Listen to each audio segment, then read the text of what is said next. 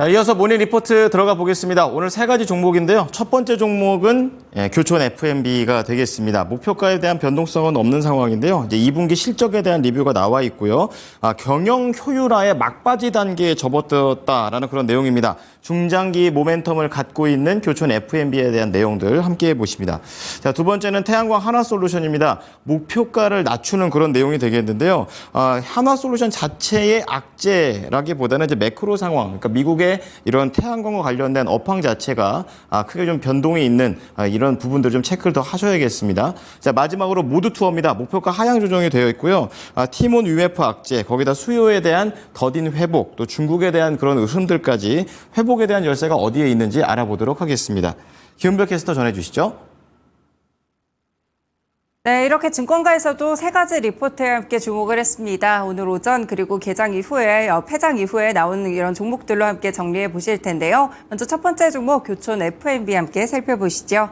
네, 오늘장 IBK투자증권 리포트가 나왔습니다. 2분기 실적, 일단 2분기 영업 적자를 기록하며 99억 원으로 전년 대비해서는 적자 전환했는데요. 하지만 컨센서스에 부합한 실적이기도 했었고요. 유통망을 효율화하기 위해서 가맹지역본부로 전환했던 비용이 일시적으로 크게 반영이 됐기 때문에 일회성 영향으로 인해 잠시 적자로 내려갔다고 보실 수 있겠습니다. 하지만 리포트에서는 앞으로 긍정적인 모멘텀이 더 많은 쪽에 집중을 했는데요. 일단 보시면 먼저 점포당 매출액이 2022년 수준으로 회복되고 있습니다. 그리고 가격을 인상하고 이후에는 수요 감소가 완화되고 있는 상황이고요. 원부자재 가격 안정화에 따른 효과도 현재 지속되고 있습니다. 그리고 3분기에는 영업실적이 흑자 전환이 가능할 것으로 판단되는데요. 3분기를 넘어서 4분기에는 사상 최대 실적까지 가능성이 짚어지고 있습니다. 현재 가맹지역본부 효과가 운기로 반영되고 있는 상황이고요. 올림픽이나 성수기 효과에 따라서 외형 확대 기조는 앞으로도 이어질 것으로 보고 있습니다. 경쟁업체들이 최근에 또 가격을 올리게 되면서 반사수혜를 받아 이 같이 수요도 회복될 것이라는 전망들이 나타나고 있고요. 물류망 통합에 따른 효율화 작업을 진행할 예정이고 여기에 대한 효과는 내년부터 확인해 보실 수 있을 것 같습니다. 현재 이렇게 국내 사업부만으로 봤을 때 펀더멘털 강화가 잘 이뤄지는 시점이라고 보실 수가 있겠는데요. 이에 따라서 교촌 F&B 적자 실적에도 불구하고 목표 주가 12,500원을 유지했습니다. 교촌 F&B 차트 함께 보시죠. 네, 같이 살펴보시면요. 전반적으로 5월까지 조용하던 주가가 5월에 급등하는 모습을 기록했습니다. 워낙 각도가 빠르게 가파르게 올라왔기 때문에 이후에는 약간의 조정을 거쳐왔다는 점 체크해 볼 수 있겠는데요. 다만 8월부터는 어느 정도의 하방을 잡고 다시 한번 횡보하는 모습들이 펼쳐지고 있고 이제는 실적까지 모두 공개가 된 상황입니다. 리포트 내용도 살펴보시면 좋을 것 같습니다. 네, 두 번째 종목입니다. 한화솔루션으로 KB증권 리포트인데요. 미국의 6월 태양광 수입량이 변화 없다는 점 어떤 영향을 미쳤을까요?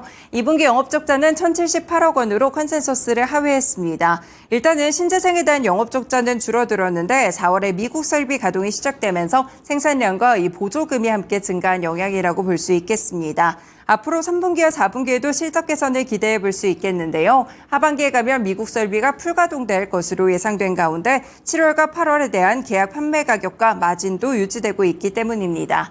하지만 앞으로의 흑자 전환 시기가 조금 불투명하다는 악재가 있습니다. 적자폭이 매년 줄어들고는 있지만 6월 초부터 반덤핑 관세 적용으로 중국에서 동남아로 우회하는 수출에 대한 축소를 기대했지만 막상 데이터를 보니까 미국의 동남아 수입 모듈은 증가세를 보이고 있었습니다.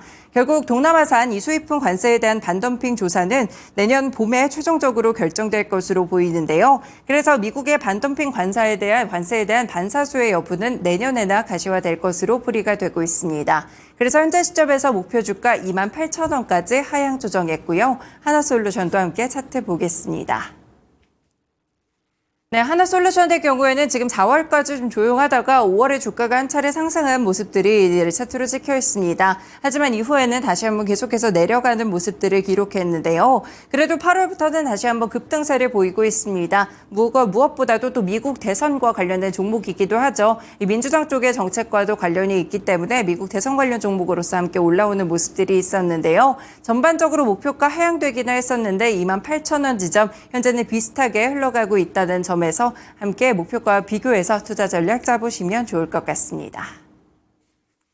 네, 마지막 종목 보겠습니다. 바로 모두투어로 하나증권 리포트인데요. 악재가 한꺼번에 몰려가고 있습니다. 2분기 영업손실은 47억 원으로 전년 대비 적자 전환하면서 컨센서스를 하회했습니다. 티몬과 위메프 관련 미정산 일회성 비용이 52억 원 가까이 반영됐기 때문인데요. 3분기에도 최소 관련 판매 채널의 하드블락에 대한 취소 비용이 반영될 것으로 보입니다. 문제는 2분기에 대부분의 티베프 관련된 사태가 반영됐음에도 불구하고 지금 3분기에 대한 예상 영업이익은 컨센 대비 부진할 것으로 보이고 있는데요. 전반적으로 업황이 좋지 않습니다. 여행에 대한 수요 부진이 일어나고 있는데 지금 보시면 패키지 손객 수만 20만 명 내외가 추정되고 있습니다.